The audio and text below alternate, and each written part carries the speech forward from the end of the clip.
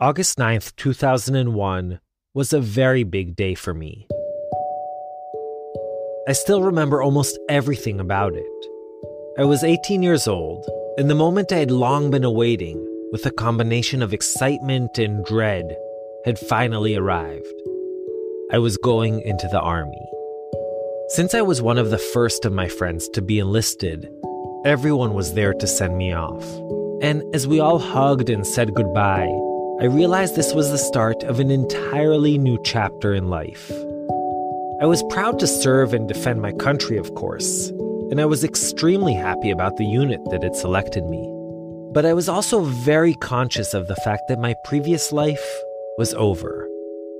I had just finished high school and had enjoyed a month of pure freedom, and now that freedom was going to disappear. The night before, my long curls had been sheared, and I went from looking like a hippie teenager to a neophyte serviceman.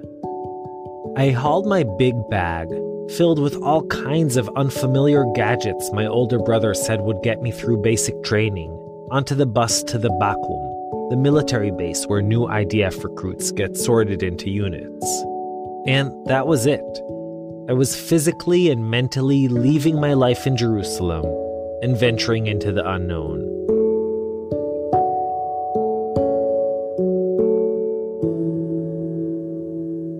At the Bakum, I went through a sharsheret chiyul, a series of stations at the end of which you're formally part of the army. In one station, I got my uniform, in a second, my dog tags, and in a third, my military ID. I clearly remember the station where they x-rayed my teeth, in case I ever had to be identified by dental records alone, and the one in which I was asked who should get the monetary compensation, 60,000 shekels if I recall correctly, if I died. Just after lunchtime, I was officially a soldier. And honestly, it was a good feeling. It was now my turn to protect my country. At the exact same time as all this was happening, 22-year-old Izzadin El-Masri walked into a Sbarro branch in the center of Jerusalem, a place where I would often hang out with friends, and blew himself up. 15 Israelis were killed, and more than 130 were injured. פיצוץ חבלני היה לפני שעה קלה בלבד בפיצריה במרכז ירושלים. פיגוע חבלני, יש הרוגים, יש פצועים. אני נמצא כרגע בצומת הרחובות יפו קינג ג'ורג' בירושלים. זאת השקט הזה זה שקט של מוות, שקט של זוועה. לראות את הילדים הקטנים האלה, שאתה גם לא יכול לעזור להם, אתה לא יכול לעשות כלום. הודעת המשטרה, ישנם גם כנראה, שהמשטרה אומרת, הרוגים. רואים אם כן את הצילומים הראשונים הללו, פינוי הנפגעים מן הפיצוץ החבלני. לחבל מתאבד שעומד להתפוצץ בתוך ירושלים, הפיגוע הזה לצערנו לא נמנע. It was one of the most devastating attacks early on in the Second Intifada. And it was an attack that till this day remains etched in the minds of many, many Israelis. It's August 9th, 2021, just before 2 p.m. I'm standing at the corner of Jaffa and King George streets, right in front of what used to be Sbarro, and is now a Ma'afeh Ne'eman, a pastry shop. It's a sweltering day. It's like 1,000,000 degrees outside. Dozens and dozens of people walking around. Stepping into the Café Ne'eman. Excuse me, do you guys speak English? Yeah. Can I ask you a question? You can try. Okay. Do you know what happened right here exactly 20 years ago?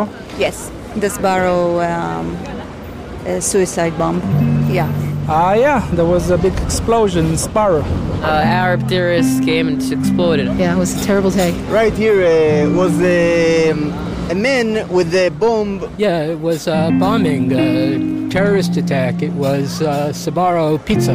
Yes, I remember Sbarro. It was 20 years ago today? Wow. Time flies. Wow. I'm getting emotional. Why? People was killed because they are Jews.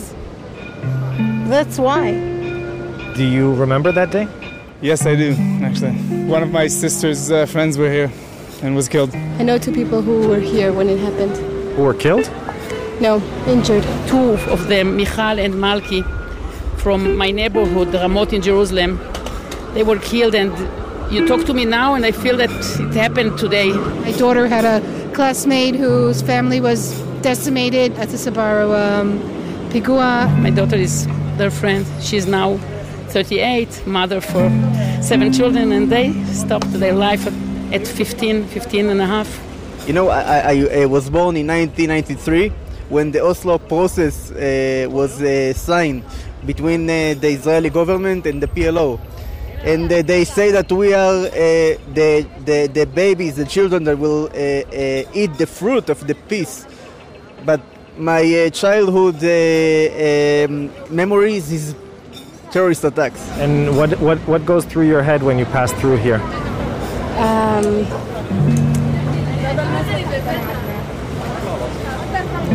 A mixture of sadness and like a sense of eternity that no matter what happens, we're still here. I mean, human beings are ultimately resilient.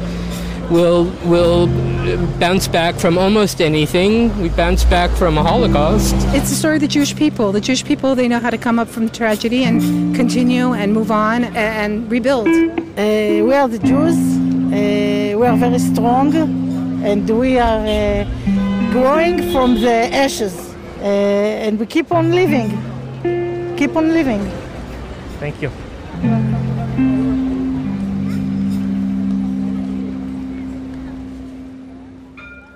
Hey, I'm Mishi Harman, and this is Israel's Story. Israel's Story is brought to you by Tablet Magazine and the Jerusalem Foundation.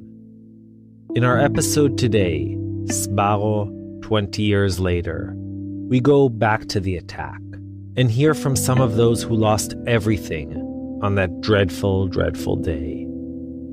Just a quick warning before we begin, this episode is all about grief and pain following an incredibly violent act, so it might not be suitable for all listeners. With that, here's journalist Dana Harman with Act 1, The Victims.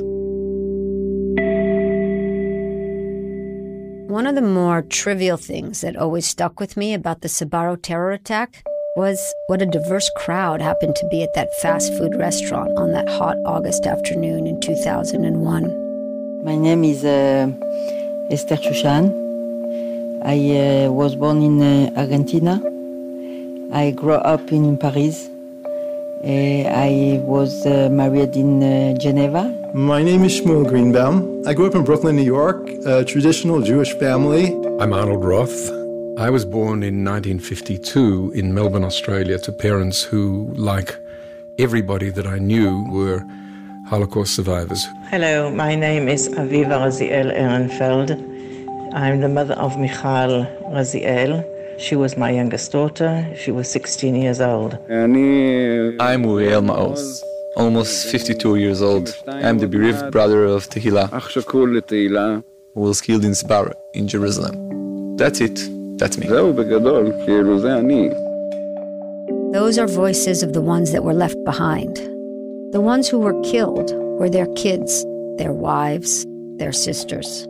Esther's 10-year-old girl, Shmuel's pregnant wife, Arnold and Aviva's teenage daughters, best friends from the Ezra Youth Movement, and Uriel's sister Tehila, the pretty 18-year-old shift manager who just opened up a third cash register because it was so crazy busy that day, so crammed. It was an especially popular Sbarro branch, a kosher one at the heart of downtown Jerusalem. So it was always, to be fair, pretty crammed. But August 9th, 2001 was even busier than usual. It was the middle of the summer break. School was out, yeshivas were off too, and many parents had taken vacation days to be with their kids. There was a family of 5 originally from Holland that stood in Tehila's line. There was an older man from São Paulo, Brazil. And there was a young doctor with her 8-year-old daughter who just arrived from Tbilisi, Georgia, to start a new life in the Jewish state. So, yes, they did have that in common. They were all Jewish. Jewish and, I guess, fond of pizza. And also unlucky. very unlucky.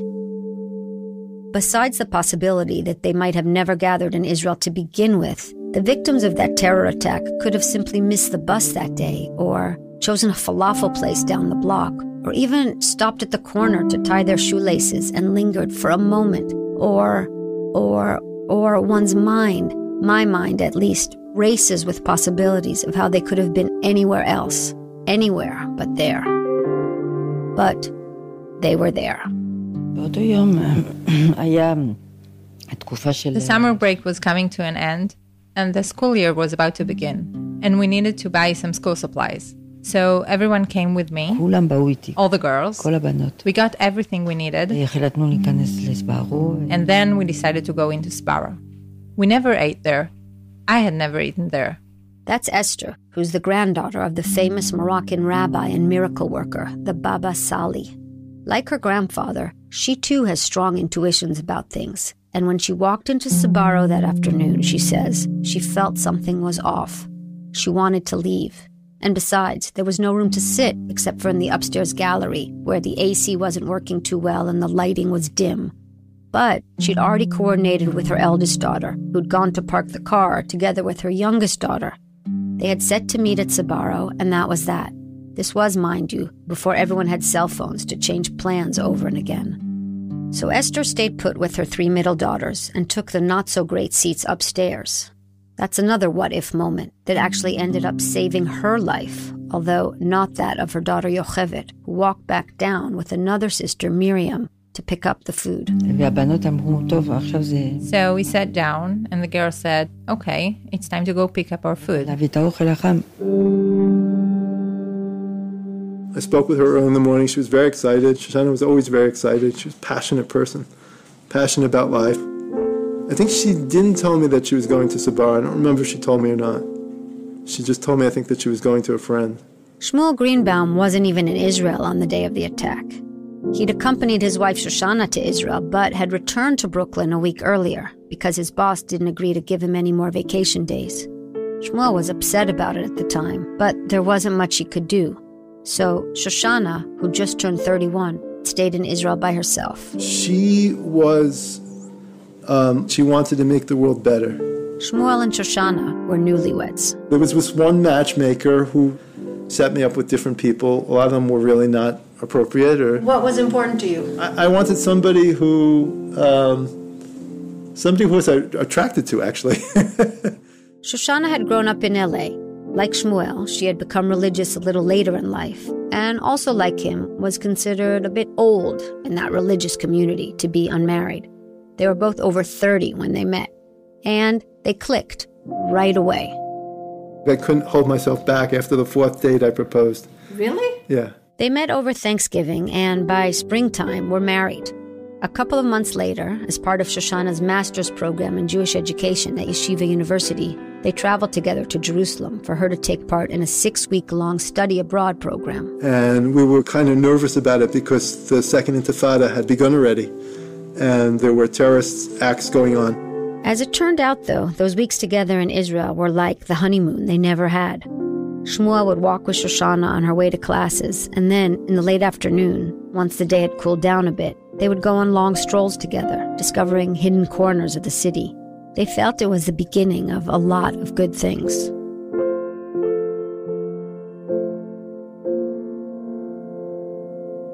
Uriel Maoz, Tehila's brother, was born as Cedric Lafort in Paris, France, where his parents traced their Gaelic Protestant roots way back.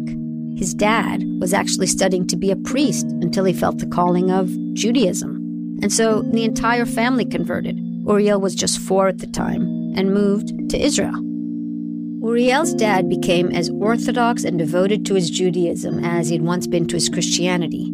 He was ordained as a rabbi in Jerusalem and then moved up to Tzfat, then back to Jerusalem. Uriel's parents eventually divorced, and his dad went on to marry again and again, with Uriel picking up half and step-brothers and sisters along the way. Uriel grew especially close to 2 of those sisters, Tehila and Mili, his dad's 2 daughters from his second marriage, who were roughly a decade younger than him. Those girls, a bit lost between the various households and blended families, began looking up to Uriel as a father figure of sorts, he says. They even lived with him for a while when they were finishing up high school and working at Sbarro to make extra cash. Were they good friends, I asked him? They were great friends. They were best friends. They were glued to each other. Both Tehila and Mili had wanted to take work off that day, but couldn't find someone to cover both their shifts. So, Tehila told her younger sister that at least one of them should go. Have fun. Enjoy yourself. I'm the shift manager. I'm responsible, so I will stay. But you should go. Just before 2 p.m., the terrorist, Izzadin Suhail el-Masri, entered Sbarro. He was only a few years older than Tehila. He was dressed up as a hippie. A guitar case with peace and love stickers. He stood in line, Tehila's newly open line, ordered something to eat and, well, I don't know if he ate it or not. But about 10 minutes later, he blew himself up. The guitar case was packed with explosives, but also with nails, nuts, bolts, and screws, all to assure maximum damage. I didn't know what happened. Everything was suddenly black and quiet. I thought it was a power outage. But then someone yelled, "It's a terrorist attack. It's an explosion. Everyone get out, get out." But I didn't want to run out. I wanted to find my children. And then I saw bodies on the floor and chunks of flesh and limbs, and we were trampling on top of the bodies and being pushed outside. And I kept on saying, "No, I'm going back to find my daughters. Where are they? Where are they?" Esther's oldest daughter, along with the youngest one, remember, they had gone to park the car, arrived at Sbarro literally seconds after the bomb went off. They rushed inside and saw their 10-year-old sister Yocheved laying on the floor. And where the heart was supposed to be, we saw this big black hole. Poor girl. They also saw that their other sister, 15-year-old Miriam, was on fire. They tried to put out the flames. Then she was rushed away in an ambulance. Miriam, it would soon turn out, had 60 nails lodged in her body, a hole in her right thigh, third-degree burns on 40% of her body, and a ruptured spleen. Oh, she suffered so much. She still suffers tremendously. Things still aren't okay. We thought she would never be able to get pregnant, but thank God, today she has kids.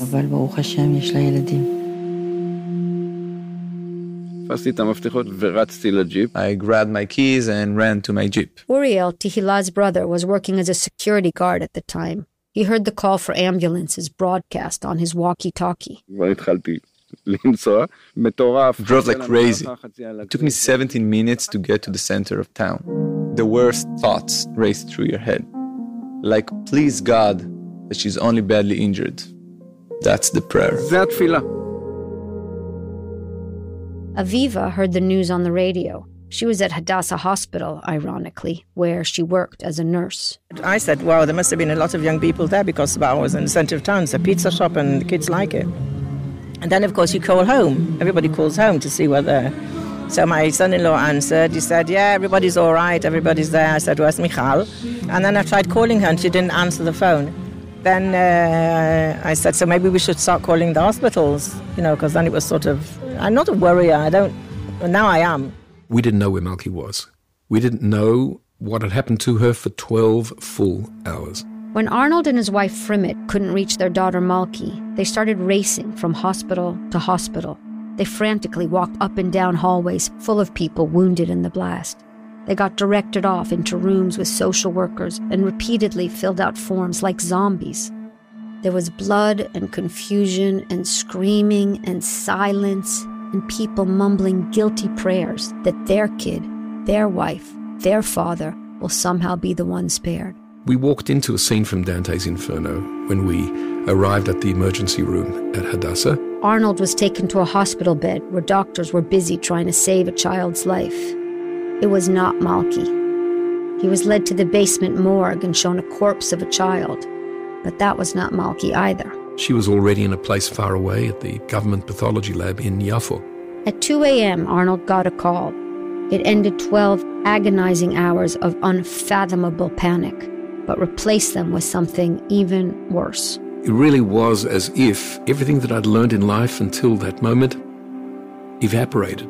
I was in complete terra incognita, no idea what to do, only that something totally unjust, something against everything that I've ever learned about good and evil has happened. The floor was really falling from under me. My wife was standing next to me when I took the phone call from one of our sons. She reacted by beginning to scream and then walked out of the house, ran out of the house into the night. Aviva and her entire family were also scrambling to find Michal. And then my sister came back. She said, it's her, and remember the hands going, it's her, you can go down and see for yourself, but it's her. I said, of course I want to go down to see her. I want to go down to see her. I want to see her, to say, I don't know, to say goodbye to something. So we go down to the morgue, and of course the morgue was locked, and we had to wait for the guy who would come and unlock the morgue. Then we walked in, and they're all in drawers. We pulled out a drawer, and it wasn't Michal at all. It was the other girl, and she looked awful. And then they pulled out the other drawer, and then it was Michal. And Michal's face looked not bad. I mean, she had these signs on, that you get from, you don't know, but you get from Risisim, so you've got all these black marks. Tehila was taken to Hadassah in Karem and fought for her life for an hour and a half. I mean, the doctors fought for her life. She was already gone. Like, half her brain was blown away. So there wasn't much to do. In a way, I'm glad she didn't make it. She would never have been able to live normally. A few hours later they called and her uncle was crying and, he couldn't control himself. And so I made arrangements. Shmuel got on a plane, but Shoshana's parents, Alan and Shifra, who were home in LA, couldn't get a flight that would get them to Israel in time for the funeral, which, according to Jewish tradition, always takes place as soon as possible, even that very same day.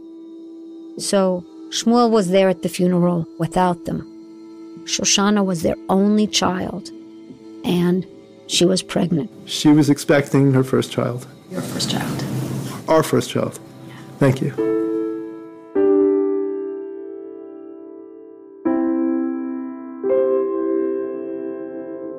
What happens in the aftermath of such a violent and shocking tragedy? What happens once the middle of the night funerals and the crying and the numb days of Shiva all end? Once the media coverage wanes and the country returns to its normal pace? What do you do with the absence of the person who was, only moments ago, part of your everyday life? Where do you park your grief, anger, confusion? How do you make sense of it all? What narrative does it fit into? And is there a way to honor the memories of those killed that somehow feels right?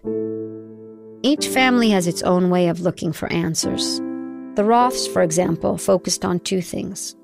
For one, they started a charity in their daughter's name, the Malki Foundation, that supports families in Israel, Jews and Muslims alike, by the way, who have disabled children. It's a cause close to their heart because their youngest child is severely disabled herself. And big sister Malki was, says her dad, the best ever sister when it came to caring for and protecting her. The other thing the Roths focus on is justice. While Izzadin el-Masri, the suicide bomber, was, of course, himself blown to pieces in the attack, one of his accomplices, someone who's often referred to as the mastermind behind the operation, the one who not only scoped out and chose the crowded branch on the corner of King George and Jaffa Streets, figuring out the busiest time and day, but who also accompanied the bomber by taxi and then by foot to the very doorstep of Sbarro, is today a free woman. Ahlam Tamimi, an attractive 20-year-old university student and part-time journalist from the Palestinian village of Nebi Salah, walked away from the blast, turned towards Damascus Gate, got into a taxi to Ramallah, and immediately went on a local Islamist TV station called Istiklal to report on the attack she had just helped orchestrate. She was, within weeks, tracked down by the Shabak, arrested, tried by a military court, and sent to 16 life sentences in jail. She was later asked by a TV crew making a documentary film whether she knew how many children had been killed that day. She knew the answer, of course, but played it up for effect. 3, she said. She was corrected. 8. And then, and this is what you can't hear in the tape, she allowed a slow and pleased smile to spread across her face.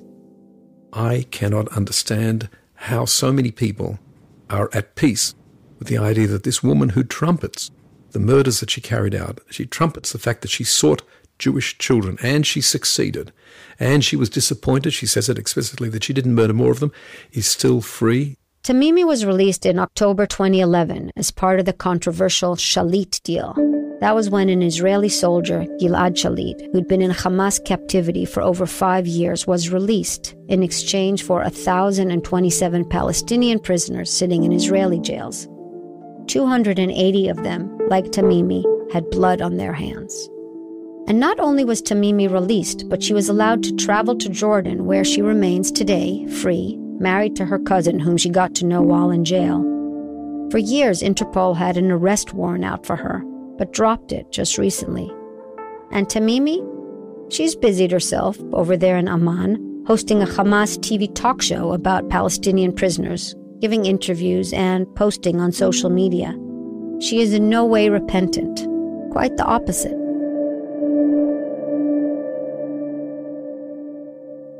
The Roths cannot stomach this. Malki's mother, Frimet, is American, so Malki too had U.S. citizenship, and this gives the family legal recourse. They have successfully petitioned the U.S. to demand that Jordan extradite their daughter's killer to America to stand trial. Thus far, Jordan has not obliged, and for a host of complicated reasons, the Americans don't seem to be applying much pressure. There's a great deal of a much more negative emotion than the simple emotions of a father or a mother grieving for the loss of a greatly loved child. There's a great deal of anger in our case, a great deal of anger. The Roths have been fighting to bring Tamimi to justice for many years, talking to any diplomat or politician who will listen, writing scathing op-eds and articles, appearing on TV. It's really quite a challenge in life not to sound like a crank while not letting go of the issue, even as the years go by and what we've sought to achieve hasn't happened yet. So I can only say there's a tightrope walking act that we're engaged in, and we won't be giving it up. Arnold is aware that many look at his quest for justice and see instead revenge or even obsession. He disputes that narrative time and again. We are not bitter and twisted and foaming at the mouth. Or I may look to you like a foaming at the mouth lunatic. Or again. Even saying that, it makes me feel like and sound like and fear that I'm being perceived as a crank. But I'm not a conspiracist, and I'm not a birther, and I don't have views on the Rabin assassination. But this is what feels right to him. Aviva, whose daughter Michal was killed alongside her best friend Malki, respects the Roths' campaign to bring Tamimi to justice. But it's not her journey. First of all, her daughter, unlike Malki, was not an American citizen, so she can't weigh in on the extradition demand. But it goes deeper than that. I'm not involved in that at all. How come? Because I don't want to be involved in it, because it costs too much pain and it costs too much ogmat nefesh, and, and I don't need this. Ogmat nefesh, says Aviva. That means anguish. I ask her if, 20 years later, the anguish lessens, if there are any respites from the grief. I ask if those what could have been still roll around and around in her head all the time. I stopped very quickly asking why, because there's no answer to the why. It's useless to ask why. Yeah. It just makes you, it's just frustrating, and it doesn't help you to ask why. Who am I to say, really? But it somehow seemed like, of those I spoke to, Aviva had emerged healthiest from the ordeal. Years before the Sbarro attack, she had lost her husband to cancer. He was in his 30s, and she was left raising 4 children on her own. Maybe, I wonder, she just had more training in grief. I'm not bitter. What's the point of being bitter? I have 3 more children. Baruch Hashem, they're all married. 18 wonderful grandchildren, healthy. Baruch Hashem. I mean, what have you got to complain about? The noise you hear in the background of this recording is because we interviewed Aviva at a summer fair in Ramot, her old neighborhood in Jerusalem. That's where Michal, together with the Roth's daughter Malki, grew up. It's an annual happening. Music performances, raffles, cotton candy, organized in Michal and Malki's honor by youngsters from their youth movement, all of whom, at this point, were born after the 2 girls were killed. Proceeds from the fair, by the way, go to the Malki Foundation. I think a 16-year-old has to have her life celebrated, in my opinion, to memorialize and to make it heavy and sad and everything. It's not my way. I think that we should remember them, all the good things they do and the happy times. And we talk about Michal a lot and we remember silly things that she did and funny things that she did and annoying things that she did. And, you know, she's part of the family all the time. Aviva has come to the bazaar this year with 4 of her grandchildren who are pulling her in every which way. 2 want pizza, a 3rd wants to go play on the grass, and the last one wants to sit in the stands and listen to the concert. Things seem okay, normal, except, of course, there's never a real respite, Aviva tells me. There's a sadness that remains forever, above or beneath the surface. When I started to realize that I couldn't memorize her, I found it difficult to memorize her in my mind. And I thought to myself, what kind of mother are you that you can't remember your daughter?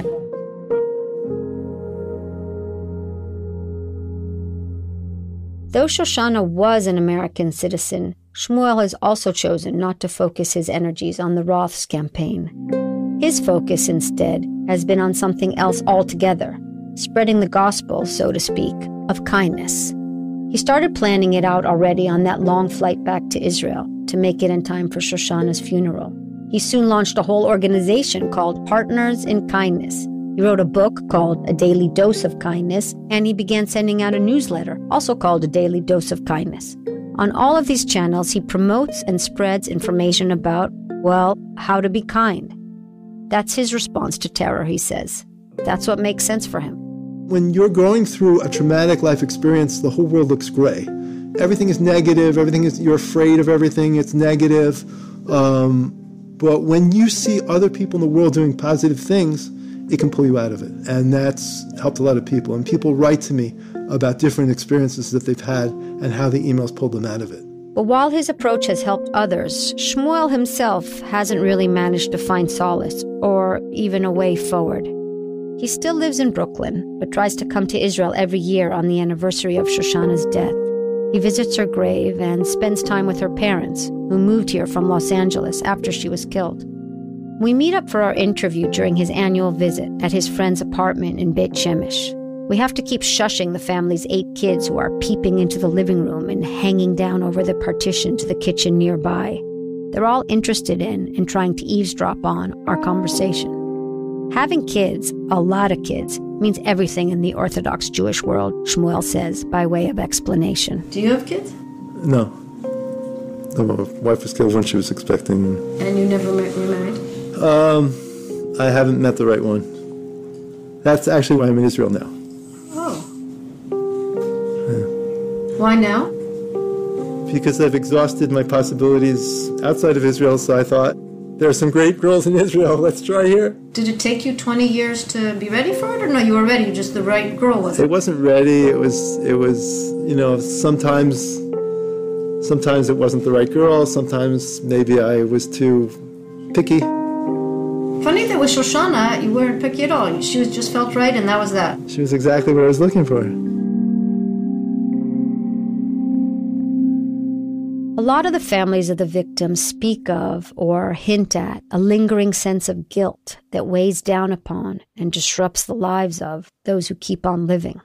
Esther says that those suffering most in her family are her eldest child, Rachel, and her youngest one, Chaya Odelia, the ones who went to park the car and just missed the blast. They're stuck in life.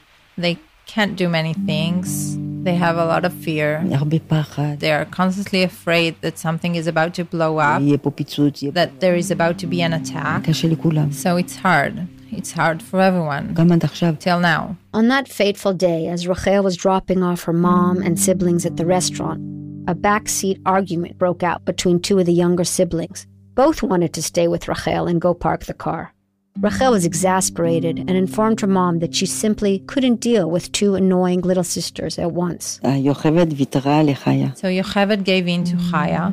And then she was killed. Until today, Chaya keeps on saying, it's because of me, it's because of me, it's because of me. Other families have their own versions of that same story. Uriel, once very close to his younger sister Mili, the one who didn't go to work at Sbarro that day, hints that their connection these days is more strained. It's really hard for me to see Mili. First of all, she looks exactly like Tehila. Exactly. And I eat myself up because I prevented Mili from going to see Tehila's body.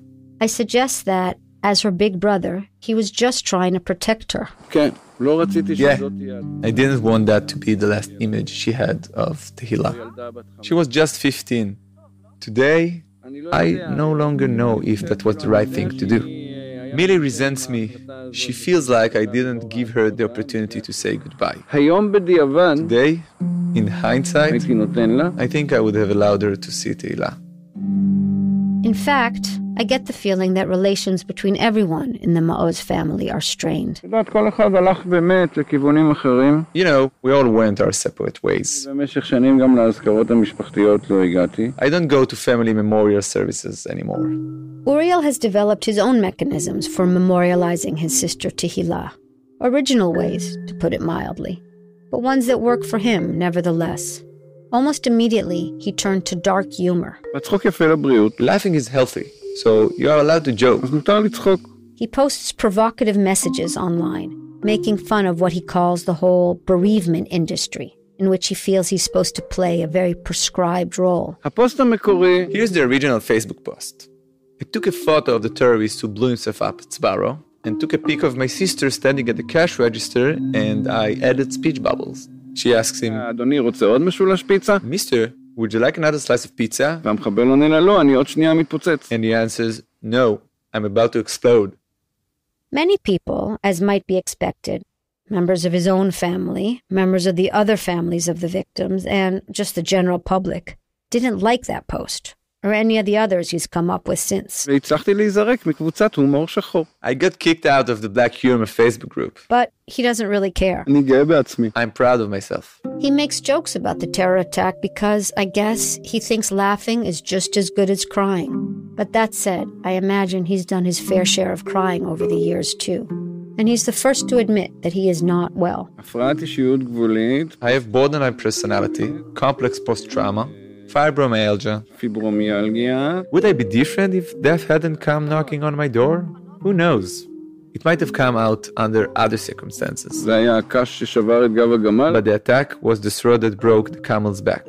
So now I'm a camel with a broken back who keeps marching. 2 years after the Sbarro attack, Uriel was in Machane Yehuda, the famous outdoor market in Jerusalem, when another devastating terror attack took place. 17 people were killed and over 100 injured. Uriel had been inside a bread shop and was somehow not harmed. But then, he recalls, amidst the chaos and the cries for help, he just walked out of the shop like a zombie, navigating between piles of torn limbs and streams of blood, without offering a helping hand. He, a former first aid responder and security officer, simply walked home. His days of helping others were over. He could not, he says, even help himself. He subsequently left Israel and tried to live in France with his second wife, but he couldn't outrun his ghosts. He would feel claustrophobic when stuck in closed spaces. A stalled underground metro could make him break out in a sweat. One time, a window display at a department store, it was a mannequin wearing inner tubes as part of a summer sale, totally freaked him out. I just froze in front of it. I freaked out because I was sure he was about to press a switch and blow us all up. I thought it was a suicide vest. A few years later, he returned to Israel. One evening, he found himself at his sister Tehila's grave. He has no idea how he got there, with a hammer. ready to smash the tombstone. He hates what his father had engraved on that tombstone, he explains, starting with the 3 letters, Hey, Yud, Daled, affixed to Tehillah's name. They stand for Hashem Yikom Dama. Hashem Yikom Dama, may God avenge her blood, and are traditionally added to the name of anyone killed in a terror attack. I don't want Hashem Yikom Dama. I'm not looking for revenge. It won't bring her back. But still, a hammer? He needed and received help. These days, Uriel has made his peace with the tombstone and visits the grave from time to time with his kids, he has 4, or with friends. He usually brings along a 6-pack of beers. I crack open a cold one and say, L'chaim, to life. He pulls out the weeds, lights a candle, and recites a prayer.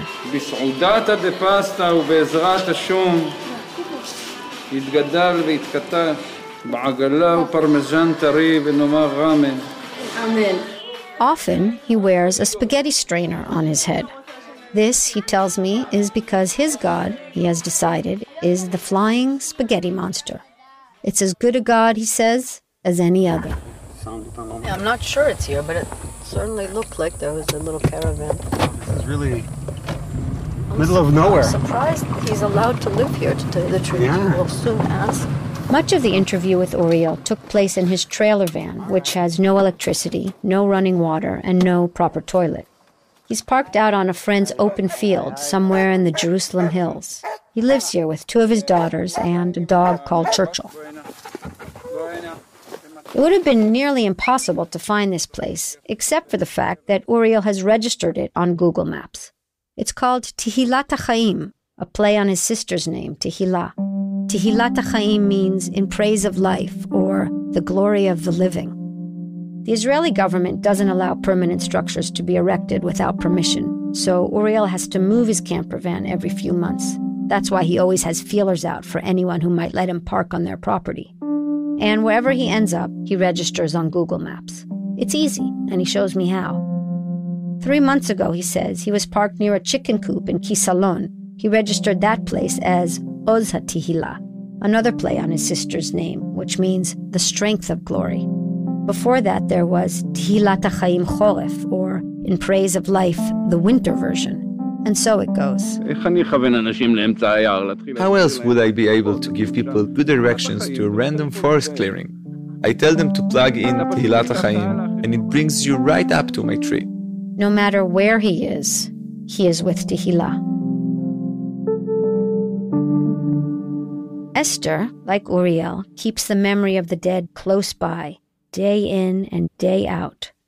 Herself one of 9 children, she's the mother of 8. Rachel, Chida, Kerova, Miriam, Sarah, Israel, Nachman, Yochevet, V'chaya Odelia. She always includes Yochevet, even though she's been dead for 20 years. She's here. You don't see her, but she's here. A few years after the attack, she divorced and remarried Mordechai, who himself has 9 kids. Towards the end of our interview, Mordechai comes in, and together we look at old pictures of Yocheved, whom he never met. Mordechai then shows me something that looks like a mystery word puzzle. You know, those games where you scan rows of random letters in a grid and try to discover words hidden within. But in this particular grid, the letters aren't random. They're verses from the Bible, from the book of Exodus, written out horizontally. And then someone has circled words vertically and on the diagonal, words that are all associated with the Sbarro bombing. Pizza, terror, the Hebrew date of the attack, and even Sbarro. Mordechai then points out that when you look at the pattern created by all the circled words, it looks a little like a map. It sounds crazy, I know. But when I tilt my head and compare the pattern to an actual map of downtown Jerusalem he puts alongside it, I can see what he's trying to show me. The pattern does look a little like a map of the intersection of Jaffa and King George Streets in Jerusalem. So, what does this mean? I ask him and Esther, who's nodding beside him. It's all written in the Bible. Everything that happens is written. This too, I suppose, is a way of dealing with it all. A way to make patterns and sense of the senseless. and a way, perhaps, to not only maintain faith, but to strengthen it. Everything, Mordechai and Esther seem to be telling me, even that we cannot fathom, is preordained. It all happens for a reason. There were others, many others, who were killed or injured on that terrible August day 20 years ago. I'm going to go back there as I end, to that extra line Tehillah opened up. Who else was in it? Lali Shimshil-Shvili had made Aliyah 8 months earlier, a newly minted doctor back in Tbilisi, Georgia, and the young mother of 2. She and her husband had decided to make their lives in Israel, even though they had no family here. Lali was top of her Ulpan class, motivated to master Hebrew so as to pass the Israeli medical exams she never ended up taking. Her 8-year-old Tamar, out on a special mother-daughter date, was also killed that afternoon.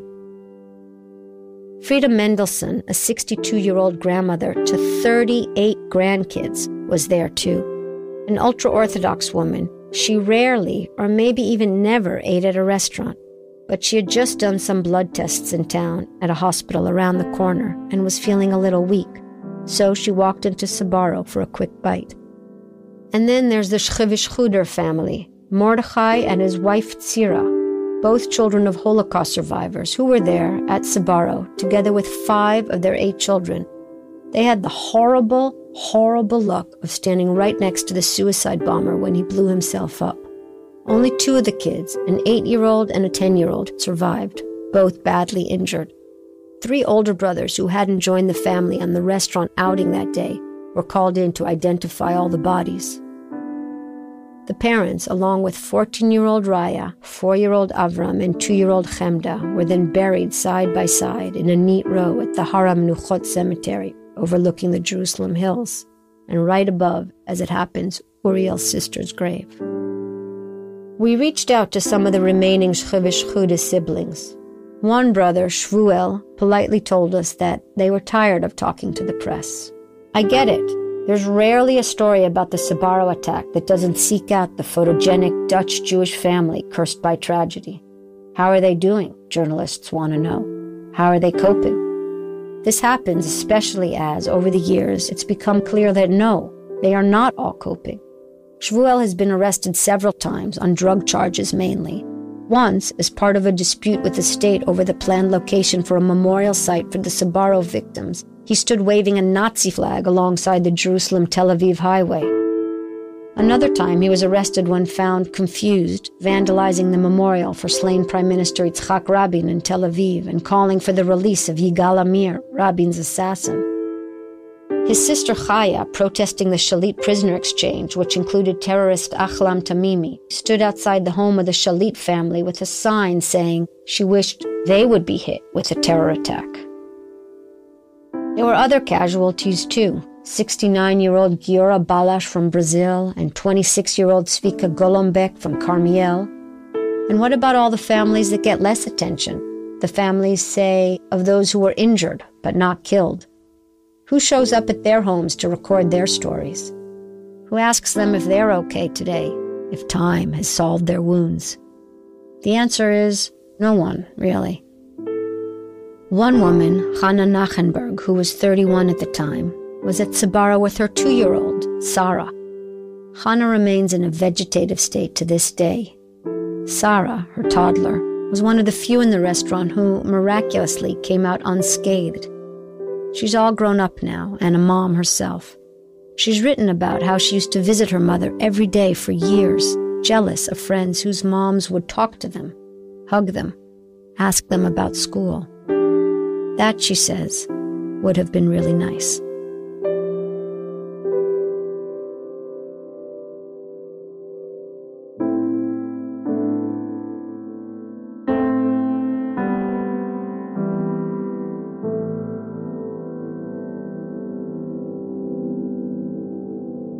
Dana Harmon. We'll be right back. And now, back to our episode, Sbarro 20 years later. When we decided to dedicate an episode to the Sbarro attack and the ways in which those affected by it have coped over the last 2 decades, we began debating whether or not we should reach out to the perpetrators or the families of the perpetrators, in addition to those of the victims.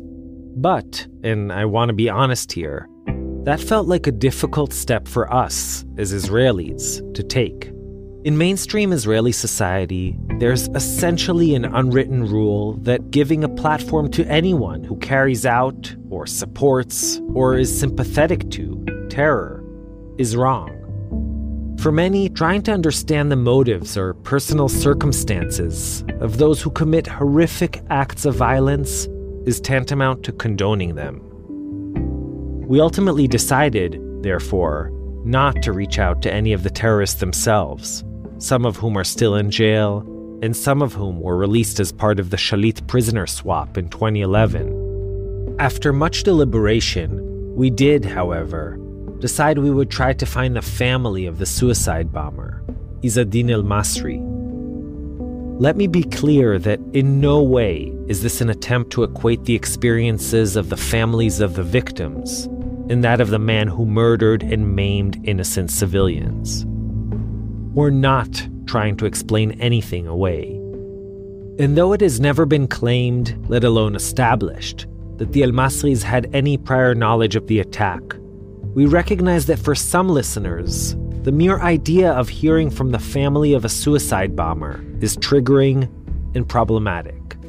And if you're one of those listeners, I suggest you skip the rest of the episode. But the reason we decided it was somehow worthwhile to talk to members of the El-Masri family was because their lives also changed dramatically the moment their son blew himself up. And their voices and perspectives are ones we don't often get to hear.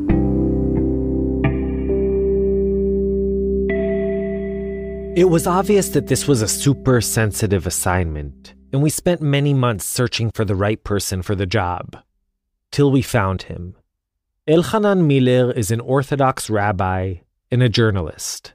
And the reason he was so perfectly suited for this delicate task was that 3 years ago, he managed to track down and interview Hussam Badran, a senior member of Hamas's armed wing, the Izzadin el-Qassam brigades, who had been one of the masterminds behind the Sbarro attack. So in a very real way, this wasn't Elchanan's first time around the block. Okay, here's Elchanan Miller with Act 2, The Perpetrator.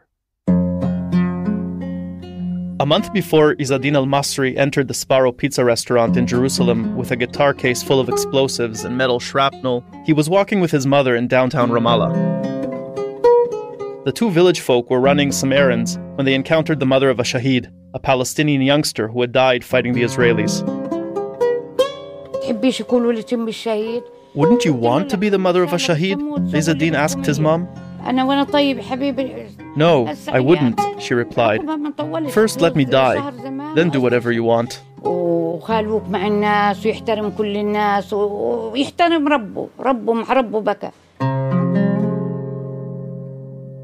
This summer, bright and early on a Tuesday morning, Yochai Meital, Dana Harman and I set out from Jerusalem on an unusual and personally challenging reporting assignment.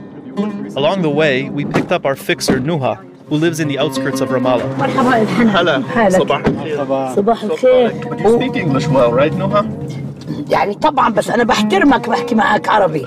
I respect you, I speak in Arabic. That's it. Otherwise, of course, I can speak English. The others speak English. We were heading to the village of Aqaba, which is nestled on a hilltop northeast of Nablus, overlooking fields that even in the middle of the sweltering summer seemed green and lush. Jordan Valley is an amazing, picturesque area. Beautiful. Wadi al-Bidan. It's a beautiful valley with greenery and water running on both sides of the road. Jannah. The 2.5-hour car ride from Jerusalem to Aqaba winds through West Bank back roads and majestic biblical landscapes. Go this way. Remember, we're going east, east, east. We're going on top of the Jordan Valley.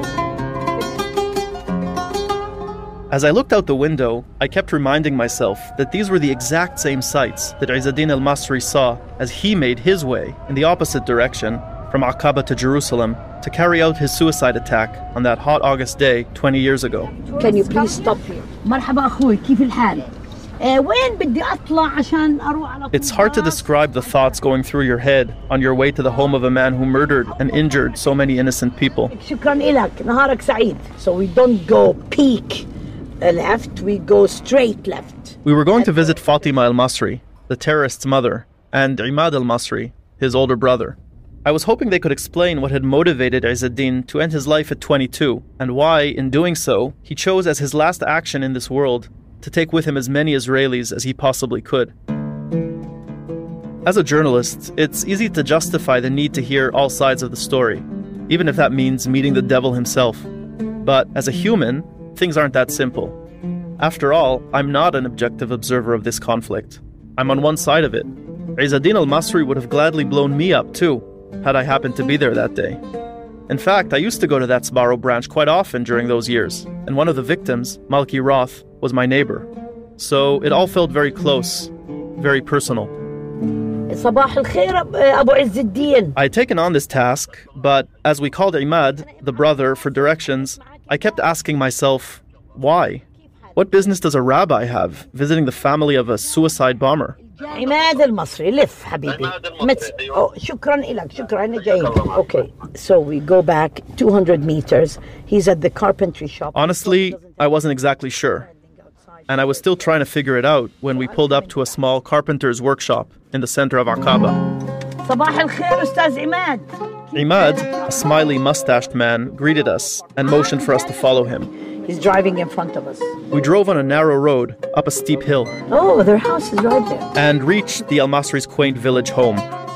Imad led us to their large porch, overlooking vegetable patches and olive groves. Fatima, the mom, dressed in a loose black jalabiya, greeted us. The first thing I noticed was her necklace. A picture of her dead son, the suicide bomber, was dangling from her neck. I took a step back and sat down. After being served the customary coffee and tea, we started talking. He's saying, basically, whatever I say, I want recorded, and I will say what I believe in. حكينا أول شيء عن عز الدين كيف تربى يعني أي ولد هو في عيلتك. I asked Fatima what Izzeddin was like as a kid. To tell you the truth, she answered, we didn't know much about him because he didn't tell us. He was devout, a loner, and didn't mix much with women.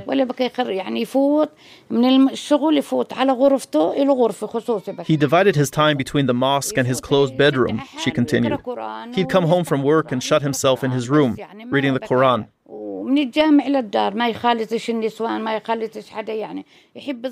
She recalled a time when Izzeddin had rushed home from a protest in the village. He was covered in sweat and clearly rattled. The demonstration had gotten out of hand, he told her, and he and his friends had been showered with Israeli rubber bullets. Several of them were hurt, others arrested.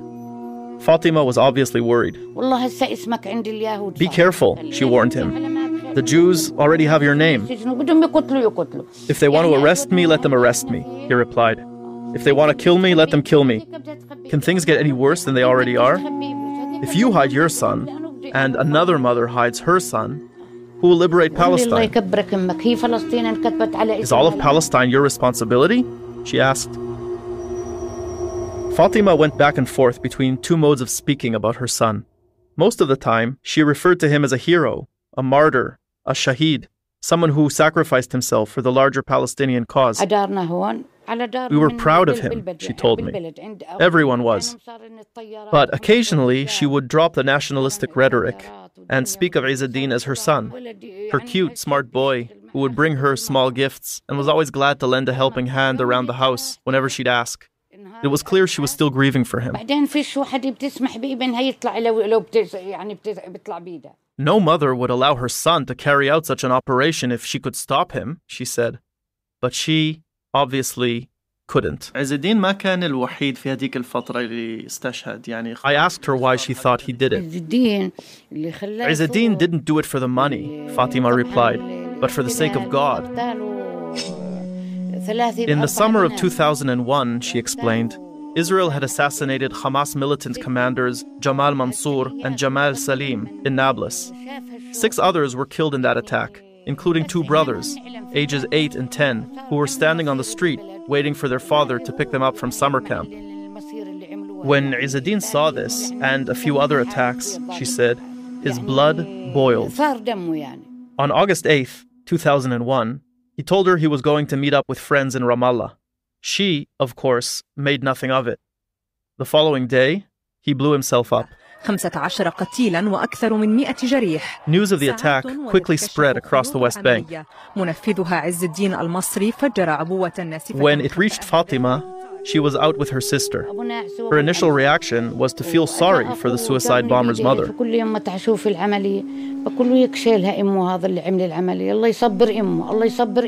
A few hours later, following the afternoon call to prayer, she received a phone call notifying her it was her son who had carried out the operation.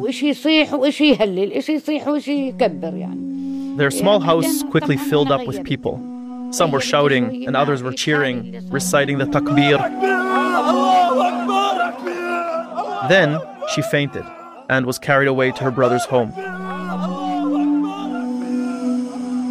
With what seemed to me like a pinch of nostalgia, Fatima described how overnight the family became the pride of Palestine.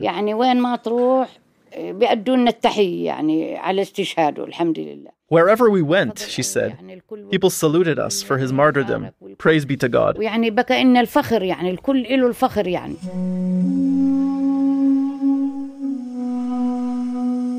I tried repeatedly to ask her about her pain, but Fatima never really opened up. Instead, she preferred to focus on the glory. And I say glory because being the family of a shaheed carries not only great prestige within Palestinian society, but also significant financial benefits. To this day, the Al-Masris receive a monthly stipend from the Palestinian Authority. That financial assistance came in handy in 2002, when, a year after the bombing, IDF engineers showed up and demolished Izzeddin's home.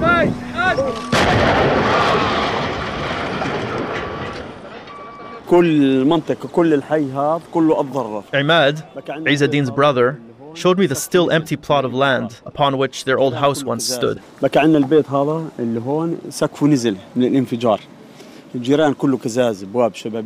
neighbor's roof, he told me, had collapsed from the explosion. The windows of the nearby homes all shattered. Imad al-Masri is in his late 40s.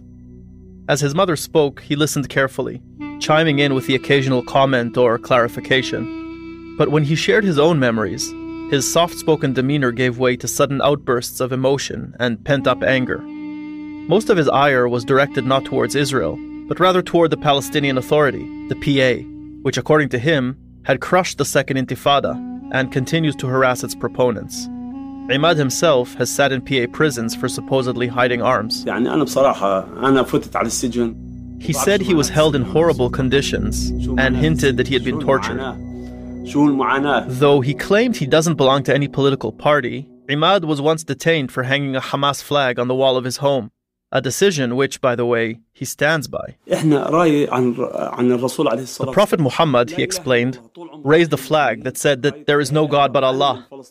Look, he continued, we are Muslims. The Palestinian flag, the Jordanian flag, the Israeli flag, they were all created by imperialism. I'm not part of Fatah, nor Hamas, nor the Islamic Jihad. I'm just a regular Palestinian. But look at our leaders, he told me. They all own real estate. They all have business interests. No one cares about the people anymore.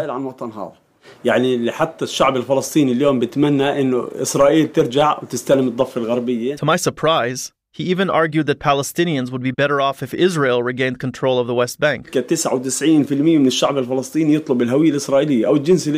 We will continue to regret Israel's withdrawal from the West Bank for another 100 years, he predicted, and then added that if you offered Palestinians an Israeli ID, 99% of them would take it. Needless to say, hearing this from the brother of a suicide bomber threw me off. Like his mother, Imad appeared to be somewhat ambivalent, or inconsistent, whenever I brought up his little brother. At times, he spoke about him with a great sense of pride, and at times he seemed to lament his unnecessary martyrdom. He said he feels like a sucker for having sacrificed a family member. The whole attitude of Palestinians has changed, he went on. Society now sees self-sacrifice as futile. تكتشف إنها باكية مضللة أو مغرر فيها بسبب إيش؟ People ask themselves, why should my son die and yours live? ليش ابني يروح وابنك ما يروحش؟ Today, the predominant sentiment is every man for himself. كل واحد ابنه بيعز عليه. أنا ابني And that, as far as I could tell, is now also Imad's position. إذا ابني بشوفه حامل علم لفلسطين بقطع إيده. I say this with no shame at all. If I saw my son carrying the Palestinian flag, I'd cut his hand off. I don't want my son doing any action for Palestine. I want him to study, to become a doctor, to help the public. A few years ago, in an attempt to give his kids a shot at a better future, Imad even tried to leave Palestine and emigrate to Europe. But it didn't work out, and the family remains stuck, as he put it, in Aqaba. They prepared lunch for us. After several hours of what was an incredibly intense and often bewildering conversation, Imad and Fatima invited us into the dining room for lunch. The table was full of delicious-looking food: rice, chicken, kebabs, salads of all kinds, olives, fresh bread.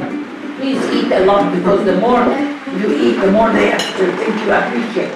Nuha, in case you didn't hear that, said that we should eat a lot, because the more we ate, the more they would think we appreciated them. But did I appreciate them? At some level, I had come hoping that they would denounce violence and terrorism. That hadn't happened. And, to be honest, I wasn't exactly sure what had happened. I mean, they seemed like nice people, decent and genuine, confused, and themselves struggling. But they also appeared to miss or ignore the horror of what their son and brother had done, the enormity of the pain he had inflicted, and continues to inflict upon so many. The sight of the table and the abundant platters of food made me anxious. I hadn't planned on eating non-kosher food, but even more than that, eating with the Al-Masris at all felt like crossing an emotional line. Breaking bread is significant in Arab society, in any society really. It's a sign of respect, an act of intimacy. I sat down uncomfortably and moved around in my chair. Out of courtesy for Fatima and Imad, I tasted some of the salads and put a few olives on my plate. A loud voice in my head kept on asking the same question over and over again. What on earth was I doing here? What business did I, Malki Roth's neighbor, have sharing a meal with her killer's family? After lunch, as we were saying our goodbyes, Imad asked for my number. For weeks afterwards, he would text me on WhatsApp. It was a weird mix of messages. One day, he would send a long poem exalting his brother's martyrdom, and the next, he shared a funny meme. Most of the time, he'd just sort of check in and ask how I was doing. I would always reply, politely but briefly. I'm still trying to understand what Imad actually wants from me. Is he trying to build a bridge? To make amends for his brother's horrific act? Is he maybe just lonely, searching for friendship? And is he really oblivious to the absurdity of it all? The last text I got from Imad was an invitation to their family restaurant in Jenin. I still haven't responded.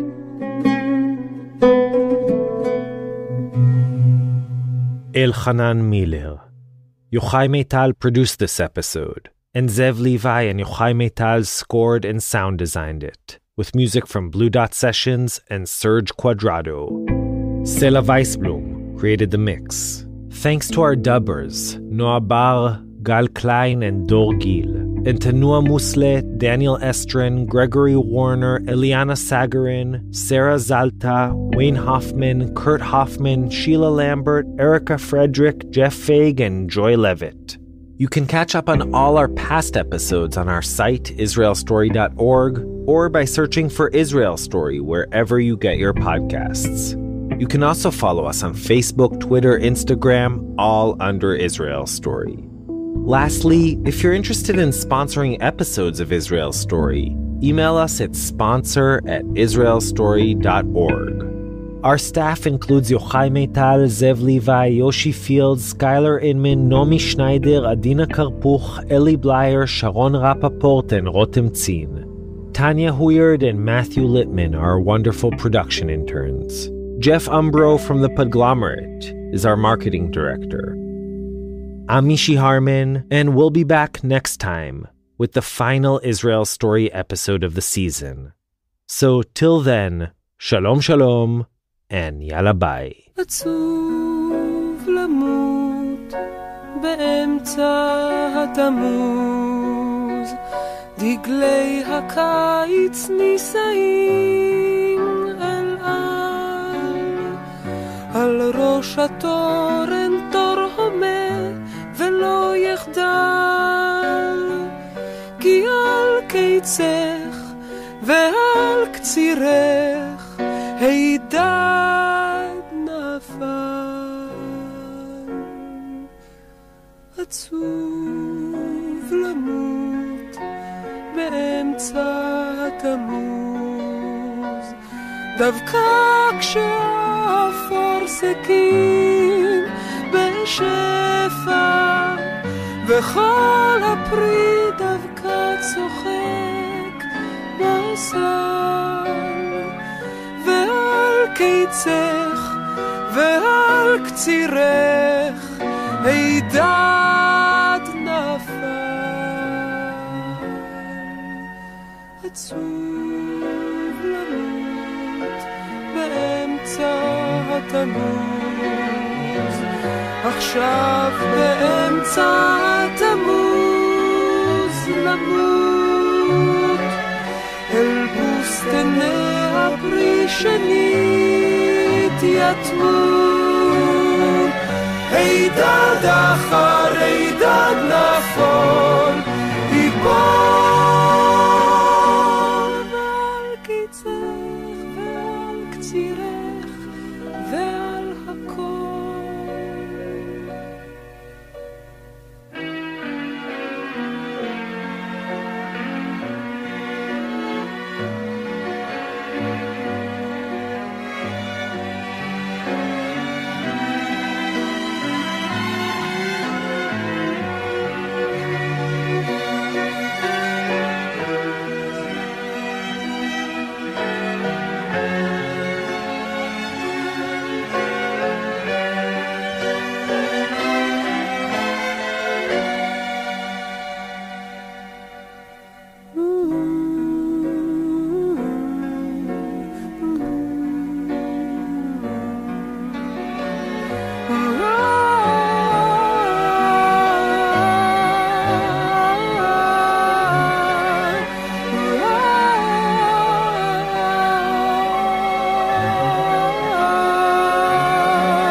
הידד אחר הידד נפול יפול,